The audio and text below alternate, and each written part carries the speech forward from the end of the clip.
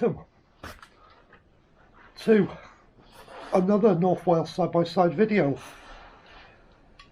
This is an introduction to a couple of videos I'm going to be doing in the next couple of weeks.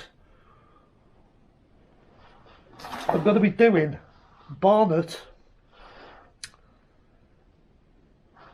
coil sprung pressure plate conversion on my 2016 YXZ.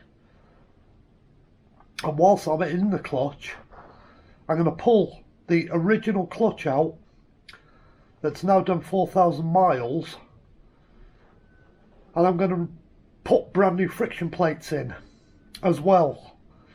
But I'm going to use standard Yamaha friction plates because if they've lasted 4,000 miles in an OE clutch with the diaphragm pressure plate, they should last a lot longer in my eyes with the coil sprung diaphragm.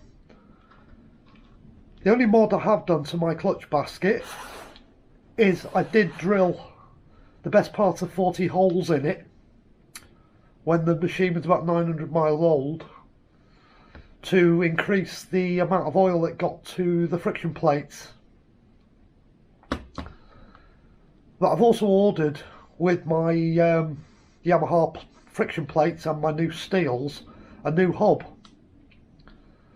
And I'm actually going to do another hub.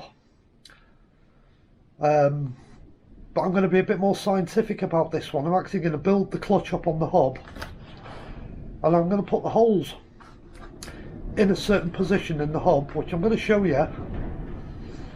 So when you put your foot on the clutch, it opens the holes up to allow the oil through so they can get to the frictions. Because I think I've just guessed where my holes are at the moment. I know it must be working because the clutch has lasted so long. But I'm going to bring you along and show you the process of putting the holes in the hub, how I'm going to position them, and how I'm going to machine them. And then we're going to build the clutch up with the new barnet coil sprung pressure plate.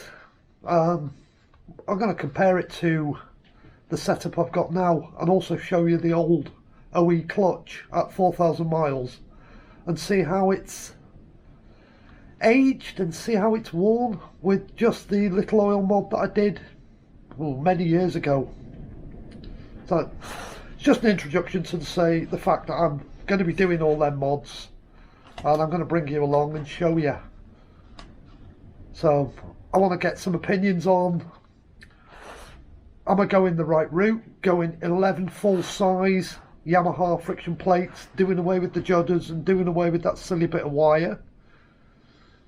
Or do you think I should stay with the standard Yamaha setup with the judders and the half size 3 friction plates and the 8 full size? Or should I have gone for a full barnet clutch pack? Throw your opinions in the comments. Let me know what you think and what your experience have been. I know it's only a short one. The videos will appear as soon as I start getting the parts, and we'll go through the whole process together. I know, thanks again for watching one of the videos. Please consider subscribing, please pass comments, and thanks again, and good night.